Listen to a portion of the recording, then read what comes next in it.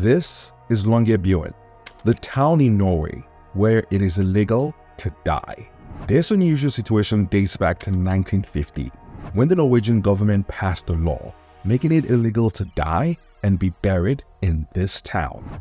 And to show just how serious it was about the new law, the Norwegian government shut down the existing cemetery in the town, closing it to all funerals and burials.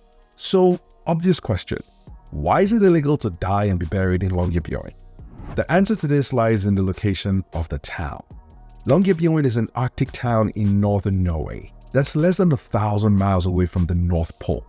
In fact, the town is the world's northernmost settlement, with a population of over 1,000 people. So this unique location tells us one thing about the weather in Longyearbyen. It is freezing cold. But it's not just the air that's freezing in Longyearbyen. The ground is also frozen as well.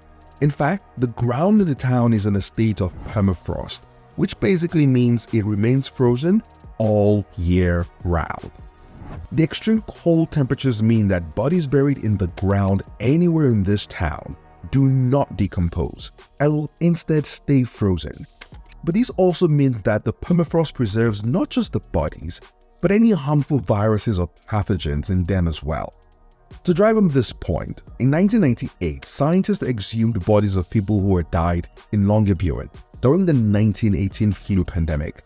And because the bodies were frozen and still so well preserved, the scientists were able to retrieve live samples of the deadly virus, the same virus that caused the deadliest pandemic in history, killing up to 50 million people. Given that the risk of burying people in Longyearbyen comes with accidentally preserving deadly pandemic-causing viruses from over a century ago, then there's a question to ask here. What happens to residents of Longyearbyen who are close to dying?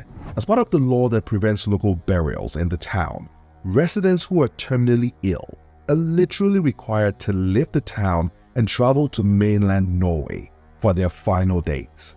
Now, this is also because the town has only one hospital with 4 doctors, which means that terminally ill patients are better off traveling to mainland Norway for better care anyway. The lack of healthcare facilities also means that pregnant women in the town are also encouraged to travel to mainland Norway before their due date, given the limited medical facilities in Longyearbyen. But what happens if someone dies suddenly in the town anyway? Well, for starters, they can be buried because cemeteries are closed. They could be cremated, but that would require a state license, which goes through a long process.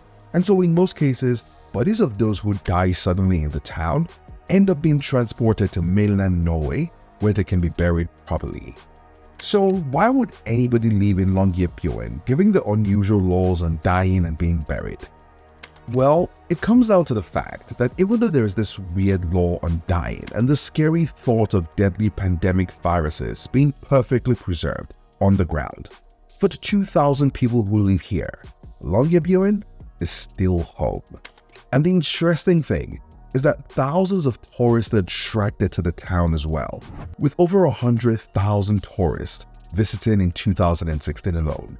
So if you ever make plans to visit Longyearbyen, just remember to make plans not to die there as well.